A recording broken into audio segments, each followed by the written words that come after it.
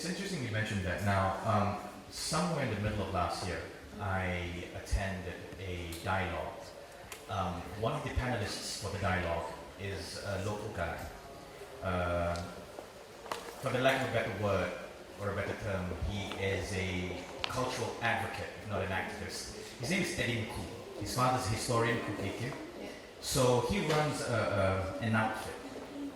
He runs an organization called Pusaka.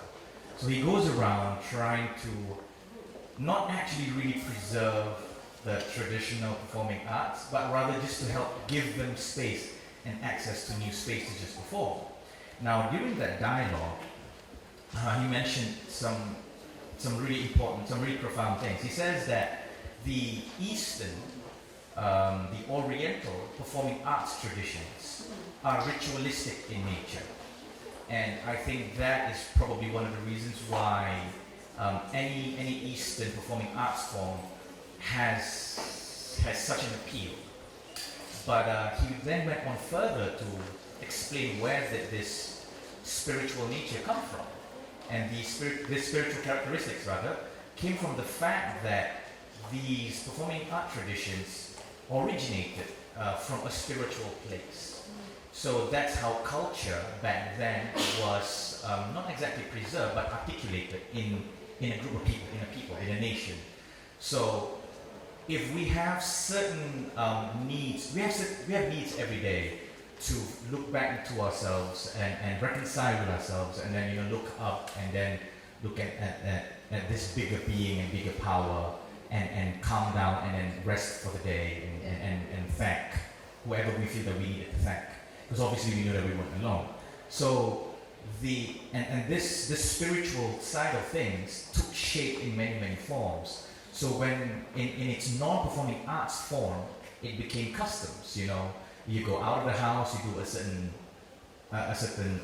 number of things in a certain order. It manifested itself in fashion. So certain fabric was meant for certain things. Certain designs on certain fabrics indicated certain things, and how you wore them meant something else, customs and all that. And then when we needed to play, when the body needed to breathe, and we needed to release and make space within ourselves so we can then live the very next day, those spiritual rituals eventually evolved to become performing arts traditions. So as religions and teachings come, Hinduism, Buddhism, and then eventually Islam came, these performing arts traditions took shape and took form around these teachings and religions. So when Edin Ku explained all this, I thought that was very profound, because at least in this part of the world, there is this dichotomy and this conflict between faith/religion and tradition. And it's very hard to draw the line. And I understand, because when it comes to matters of the heart, it's very difficult to regulate. If you say you feel a certain way and you feel heightened and you feel enlightened, nobody is there to be able to verify for you. And it could just be you and your own, you and your imaginations. You just got high one day, right? But sometimes it is a profound experience. But the fact that we cannot regulate that means it instills a lot of fear. So that's the story. So when you said something about music therapy and how psychiatry and the arts of meditation you don't agree with some of them, and we focus too much. There's a lot of identity building around the conditions that we go through, and it naturally takes a negative connotation. It reminded me of this thing that Edin Ku mentioned, and which was actually why I asked the question about traditional music versus popular music, because if that's the case, then arts, and in this case music therapy, could just be the key for that kind of therapy. So what are your thoughts about that? Because I just this was playing in my head as you were answering the question and as we were having a chat. Well, absolutely. I mean, I would say, Islam had something to do with preserving, this important music, spiritual tradition. When we're talking about Pada, the sheikh basically is performing taqasim. Taqasim is the art of, it's a word for art of improvisation in Arabic music. And it's such a rich tradition. It has so many things going on, and it's considered like a mastery of music in general, like intonation and the richness of the scales and the changing of them, and the use of them. In terms of improvisation around the world, it has so many rules, essentially, but beautiful rules, because you have to navigate through all these things. So. But when you learn the rules, that's why I came with tremendous respect for this instrument, because when you do find your intonation, whether your voice or your fingers, you're accessing, like I was saying, this like spiritual portal. And yes, no one can measure it. It's for you. Yeah. But when you know, wow, I feel at one. I feel like I'm speaking to God, or I feel cleansed, or I feel whatever it is, I feel real life. I feel my history. I feel my identity. So, and that's why we must make sure that we don't lose that tradition. We don't want, faith or any religion, so to speak, to remove the music traditions, because that is our spiritual access, in my opinion. Right. That's cool. That's the thing, because if music, let's just say we agree with Edinku's assertion, right? That, what do you call that? Performing arts tradition, spiritual, ritualistic, and it's coming from a spiritual place, so on. And then traditional music takes form, and you call it whatever traditional music you want of people. So the music then is a gallery of the people's culture, heritage, history, shared history, language, feelings, emotions, and all that, right? So if I go back to like the psychiatry, the psychology field, when we are trying to deal with issues, with conflicts, with disorders, it means the self is not really functioning at its full, or rather at its normal self, right? And then that is termed as a disorder. You're not behaving normally, so you're somewhat dysfunctional, so we call it a disorder, because you're not following the natural or the conventional order of how a human being should act. Disorder means you're not performing how society wants. How society wants to perform, yeah. So that's the connotation of it. So if music is something that has codified identity in such a compelling way, so it's like, for me, it's a no-brainer for music to be a tool for therapy. It is a no-brainer. Yeah, it's a no-brainer, because like, if we cannot use words and books and videos and therapy sessions and medication pharmaceuticals to help you rediscover, rather, yourself, then obviously music, or the arts for that matter, should be a viable entry point, because it has codified and it has stored your people's identity, and maybe that would be able to help you self-regulate and come back and integrate yourself with society. So I was just thinking, is that in a nutshell what you do with your drum and your music therapy with children, with like what you did earlier this morning, with what you did at the autistic center recently? Right, so like in the camps, for example, the Syrian Palestinian children, why did we choose Arabic music to teach? Because it brings back the identity of cultural identity versus, and it prevents the danger of like what we're saying happening in Tibet and so forth, where the danger is always, you're not just losing homes and lives and houses, you could lose language and the culture and the music and lose an entire people. So that's like the bigger reason. But for the individual children, yes, I want them to feel closer. I want them to appreciate. And certainly, if they see an American walk up playing this and say, "Wow, maybe if you like it, maybe there is something to this," Because as we know, the non-Western countries are bombarded with feelings against their culture, against their music, and always looking to the West, Western music, Western food. And meanwhile, in the West, we're eating the non-Western food and listening to non-Western music. So this is the thing. And going further, you know, talking therapy, you're accessing also, you know, music and traditions that really go even past and even beyond what your culture is, your culture or my culture, his culture.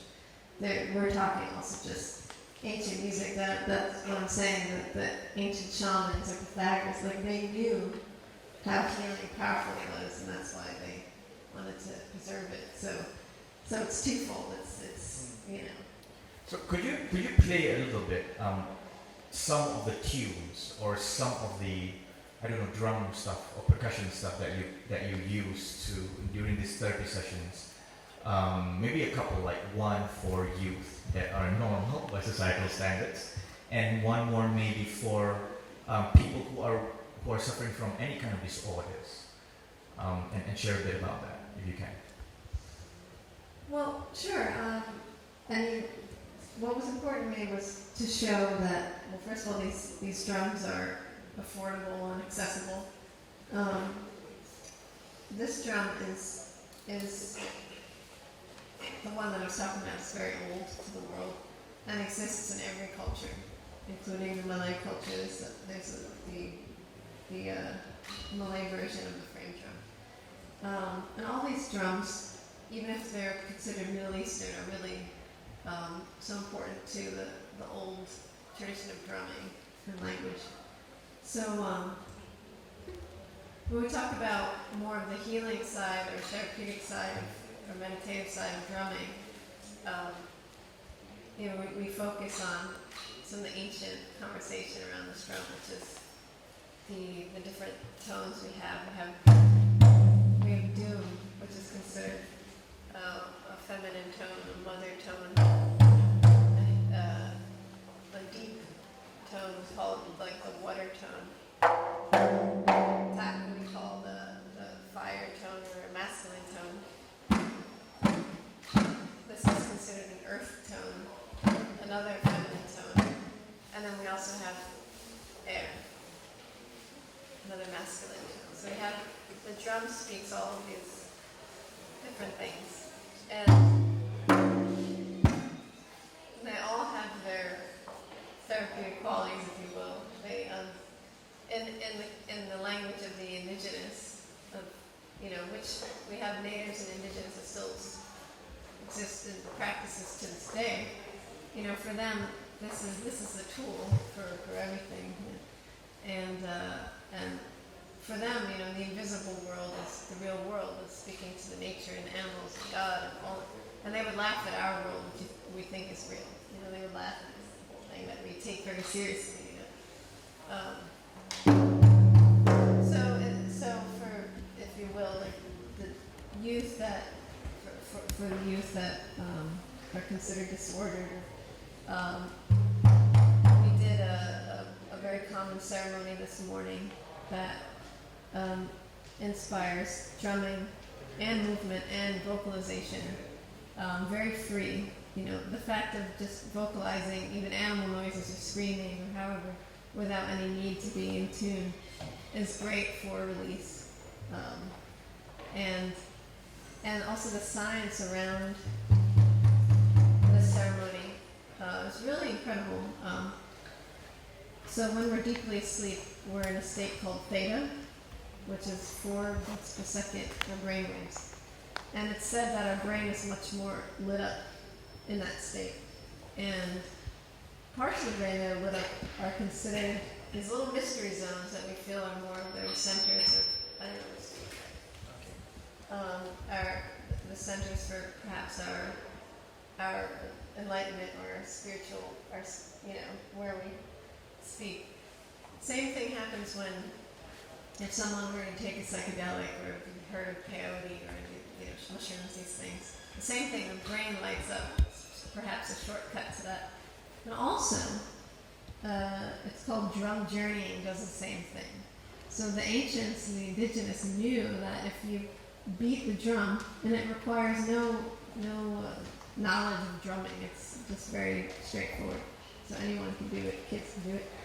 Just playing that pulse induces that state, and it's thought of in even modern psychology, the more progressive psychologists it's thought that this is a place where we can really heal and explore things that are going on and manifest new things, blessings, and bring about healings for ourselves or others.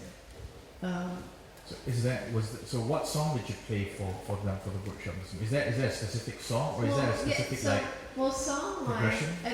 I didn't do any journeying with the kids, but we did like, for example, the song I played earlier, which is just a great way of singing and getting to know the maqam and introduce them to the drumming, which once they learn, it's actually a very complicated rhythm. It's in 10 for anyone who knows. Like most rhythms are in 4. 1, 2, 3, 4. 1, 2, 3, 4. That rhythm is in the other rhythm is in 10. 1, 2, 3, 4, 5, 6, 7, 8, 9, 10. 1, 2, 3. So, and they learned it and they loved it, and now they're introduced to this language, so they were able to play the drums and sort of have something to look forward to. And so what we're working on even right now is to get them some drums, because it's just a very active starting to have drums and play them is tremendously therapeutic. And they were singing in the Arabic poetry, so they loved they loved it. So they kind of like even though it's just a little bit, but at the start it kind of helps them to, so to speak, find themselves in a way. Absolutely. I mean, I use this example a lot, and some of you have certainly heard me say it. But I was working in a children's psychiatric hospital, and those kids are like in prison. They're court mandated to be there, and so there's a school within the place, and there was a music room that wasn't being used. I asked why. They said, music teachers don't last a day here. Go for it if you like. We'll give you girls to teach drums. There's a drum set there. And they said, these girls are really dangerous. They're really, really damaged. They're really aggressive. People watch your back. And of course, I started teaching them drums. It's like, there's no rocket science, essentially, in music therapy. I'm teaching them drums. And, they started to learn drums. And they started teaching each other the drums, and the staff didn't even recognize this girl. Because again, it's like, it's identifying people as this bad, damaged, traumatized thing. And these kids never experience anything else. Probably they receive the same at home, the same at school. Everyone's looking at them as bad, damaged, no good.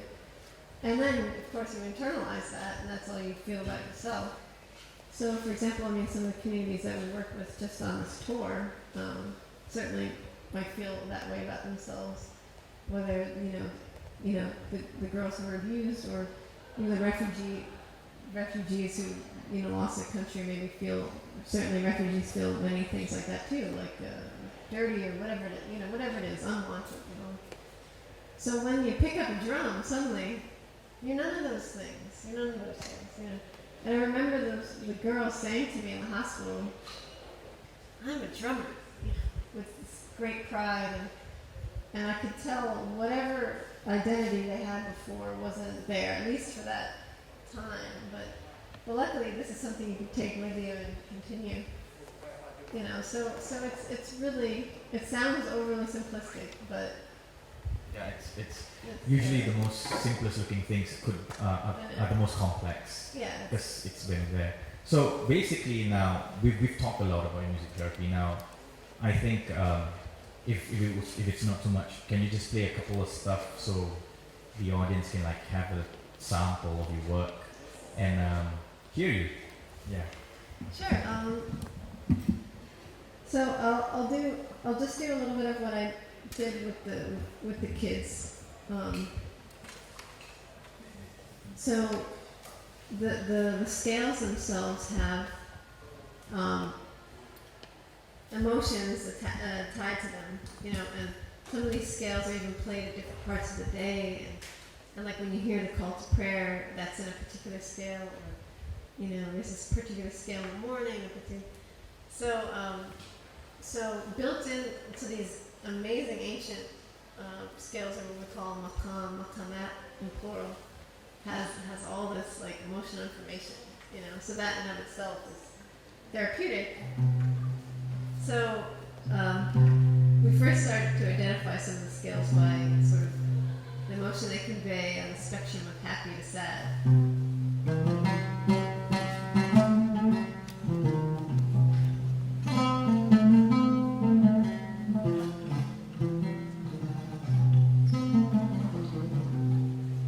Would you say this is happy or sad, you know, on the spectrum?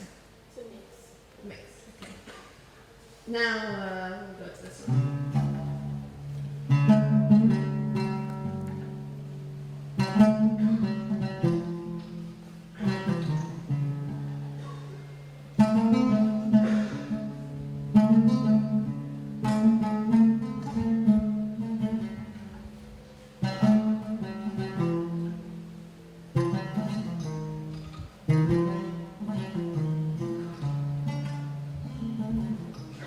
What about this one? Sadder than the other, yeah? Okay, how about this one?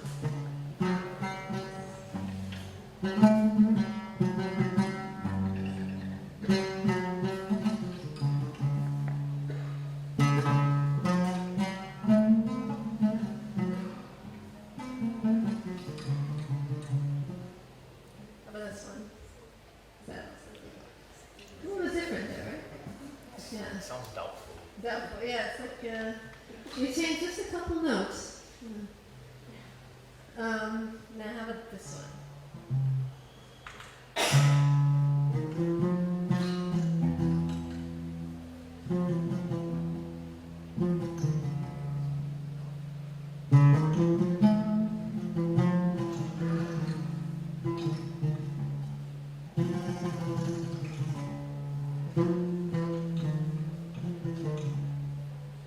This one? What's like? Nice. Everything sounds sad. That's it, The moment you have minor notes, it's like, Yeah. is it fear? Is it anger? Fear? That's actually the emotion that comes up a lot in this Yeah. one. But there's some kind of tension. Yeah. And interestingly, musically there's tension. So, like when we have F and F sharp right next to each other. So and that's in musical terms like.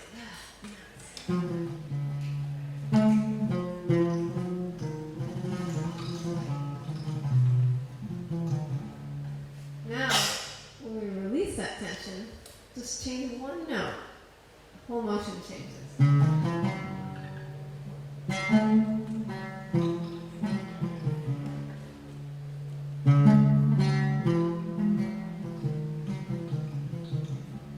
Right? Different feeling. So we could say they're both sad, but there's something else, right? Something. It's got a spicy note to it. It's got a spicy note. Versus.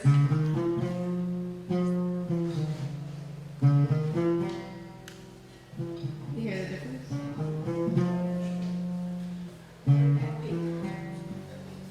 Yeah. So, and this is just changing one note, right? And then when we change only one note again, we start at the note before, totally different feeling.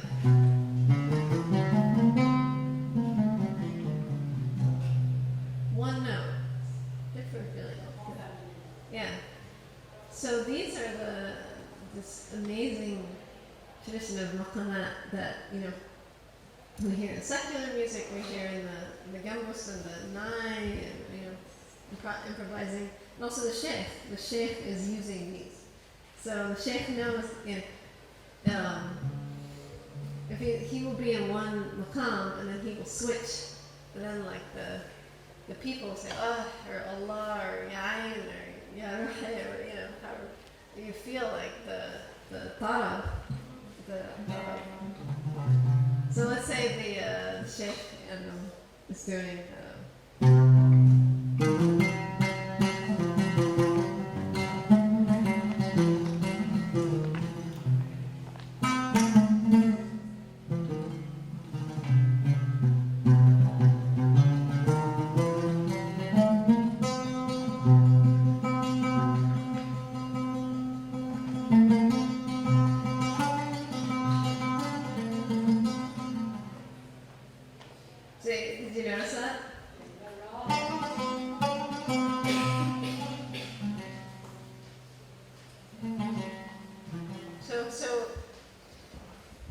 grab this moment of like, or I'm saying he, I mean anyone, but grab the moment of changing from that happier scale, let's say, and switch to move something else. So it's all, you know, part of, again, music spirituality. And then, yeah, so that's a very overview of the gambos. And then the percussion, you know, is the percussion. So, you know, this is called darbuka, but it's basically part of the you have a question? Yeah. The music basic influence is coming from Tinawiran. From where? Tinawiran. The group of Tinawiran from Nigerian, Tinariwen is a band from North Africa. They're based in Mali. It's basically Jimi Hendrix, but from Africa. They got a bunch of Fender Stratocaster guitars. Algeria. It's Tuareg. They are from the Tuareg tribe. Is Tuareg Algerian? Is it Algerian or is it Mali? I'm not too sure. I know they're Tuareg. They came back to after the ceasefire Yeah. We'll talk about it maybe after. But Yeah, because there's a Q&A after that. Yeah, for sure. Yeah, just quickly. So this drum is part of a goblet family. Goblet, like they consider like women's body or however. You have African goblet, like the djembe, you have, and you know, but Middle Eastern or Iranian goblet drum we play like this.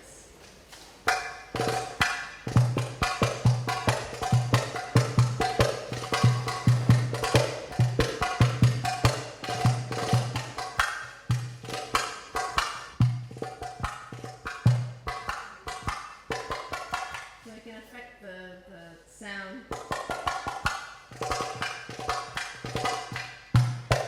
Right? So, and definitely the girls love this. All the kids are, you know, crazy about this drum.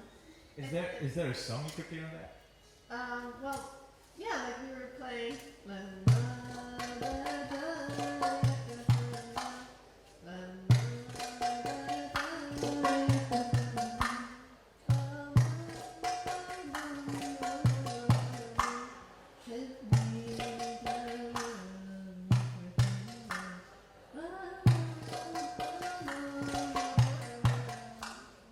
Yeah, for example.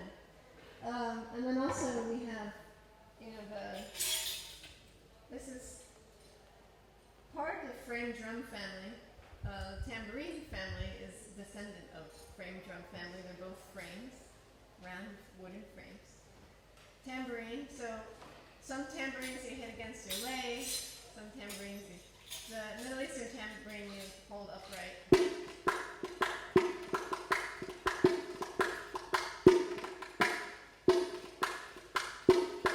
And this drum was really my main access point to Arabic music initially as a drummer. So I saw this tiny drum command the whole orchestra. Like it could be like 70-piece orchestra commanded by this little thing. Had all the sounds and it's very musical.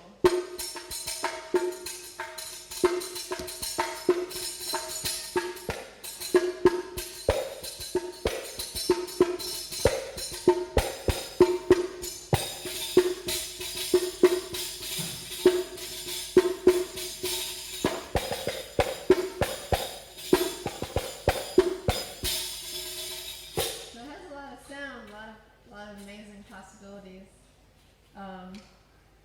And then yeah, we also worked on this, which I feel is the most accessible. I mean, around the world, this is what we try to get into kids' hands. This drum. We got them to a lot of the refugees, a lot of Arab refugees, and it's very affordable, and it's easy to play.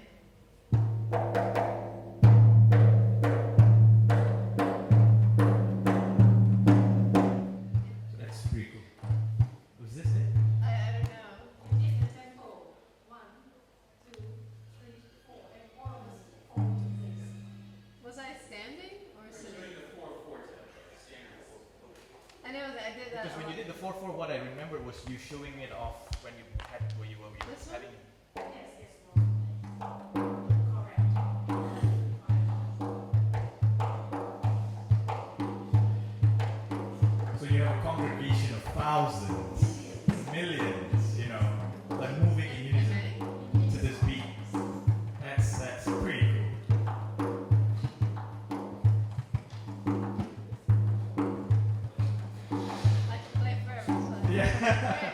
can play this forever. Like, okay, this is a personal request from me. Like, I emceed her first showcase or night in KL, and then again 2 nights ago. Are you looking for any instruments on there? No, I have my phone back there. You want me to read? Oh no! Before that, I asked you this earlier. 2 nights ago at Marcus at Kota Damansara, she was showing people how this drum worked, and she just did that thing we were supposed to do it, and then we had to sing the Al Andalus song, yeah, where you had to like get into it, because we were talking about space. So that song was when she played a beat on the drum, and then she recited some lines, and then it just became like a meditative thing, and it was quite enchanting. So I was kind of wondering if you could like, if you can like get into the mood to do that again, just to. Sure. I mean, yeah, it was. We were doing a journey. The whole room was journeying. We were, but basically. If we're gonna journey again, I can ask them to switch off the lights. I don't know if you want. I'm just Do we kidding. have time to? I don't know if we're. Yeah, we got time for one more. Like. Yeah. So why don't we? Well, I'll just show basically. So, you know, if you are doing this with kids or with yourself, or this was the 4 beats per second pulse that I was talking about that induces theta. So as the time wears on, I or the other people in the room start vocalizing. Could be these types of things, and also vocalizing differently, like.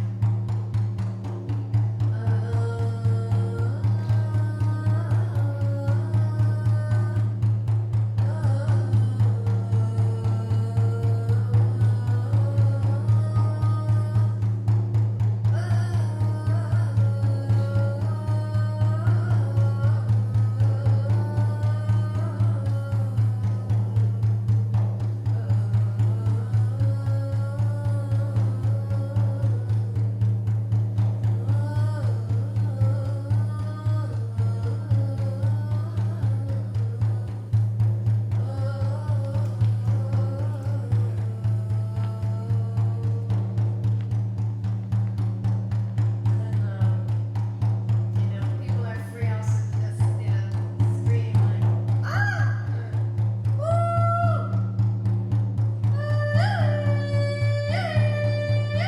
these types of things. So, the idea. That 4/4 is quite. I find it very familiar because you can hear the moment you hear anything tribal around you, it's always this 4/4, and you can't help but to be entranced somehow. Well, like I was saying. Theta, that induces the theta. Well, this is literally the thing that I said had the science around it. Uh-huh. It's just so amazing. It's just where the ancients, the indigenous knew if we play this pulse representing the same pulse of your brainwaves in theta, then we can induce this state where you're essentially in like a spiritual zone. Whatever you believe in or don't believe in. Speak to your spirit animal, or to God, or to nature, or to or heal somebody, or somehow. So that's a very sort of aggressive, like we're putting you in this place. That's an aggressive meaning, like it's for journeying, it's for inducing a state. Inducing a state. So thank you for that. Are there any questions from the audience before I call it a day? Yes. So the question is, do you believe that these music, right? So the drums and the percussions and the gambu, the oud and all that. Do you believe that these traditional music, played however they're meant to be played, can induce the state of trance? Yeah, absolutely. Absolutely. Like if you're really deeply like into the takasi or improvisation or like, I mean, tarab. Yeah, if you're listening to a great, like a really talented sheikh, like really like properly recite Quran. It does induce like this. Your brainwaves do slow down, and it induces this connection. Absolutely. Yeah, because I know, like, if you're a science student, anything with a pulse, anything with a wave, anything with a beat has a frequency. And the moment all the frequencies are aligned, and the frequencies resonate because it's resonance, then you will sort of like open another state that could only be open at a certain frequency. So if you watch Pacific Rim, that's how drift compatibility works. It's a pop culture reference, I'm just joking. But in all seriousness, that is a way to explain how music works. How music works, how percussions work, in fact. Yeah. Right, because just the beat gets you going in a rhythm. When you have a rhythm, then you have a pulse. When you have a pulse, then it's a frequency. When you have a frequency, you are in tune. When you're in tune, you're synchronized. When you're synchronized, you're just switched on. And Yeah, and it's instantaneous. Like even Yeah. just doing that little bit, I'm like. Ooh, you know. I think the fact that it's instantaneous is the proof of how music, and in this case, traditional music specifically, works Yeah. as an form of entertainment, as a form of communication, as a form of therapy. Because the fact that it does not need any language, it does not need any contextualization prior, Yeah. and the reaction of the listener is almost instantaneous, Yeah. and they kind of like fall in line, or fall in rhythm rather. And that's just it. And yeah, that's pretty much the essence of what she does. If you really want to know more about April, go to www.aprildrums.com. That's her website, and a lot of her news will be updated there. Her upcoming album will be updated there. I think it's slated for spring 2018 this year. You're going to Ipoh this weekend, right? So what are you going to be doing in Ipoh? I guess. Well, my man knows a little more about that. Okay. So I know you have an event at Peace Be Upon You, which is a new store. It's a let me be it's a it's an event venue / store, brand store that has a cafe, and it is like a third space for youth to come and congregate. And then that's on Friday night, if you happen to find yourself in Ipoh on Friday night. It's my And then birthday tomorrow. Yeah, which is tomorrow. Ipoh is just a 2-hour drive, Ipoh.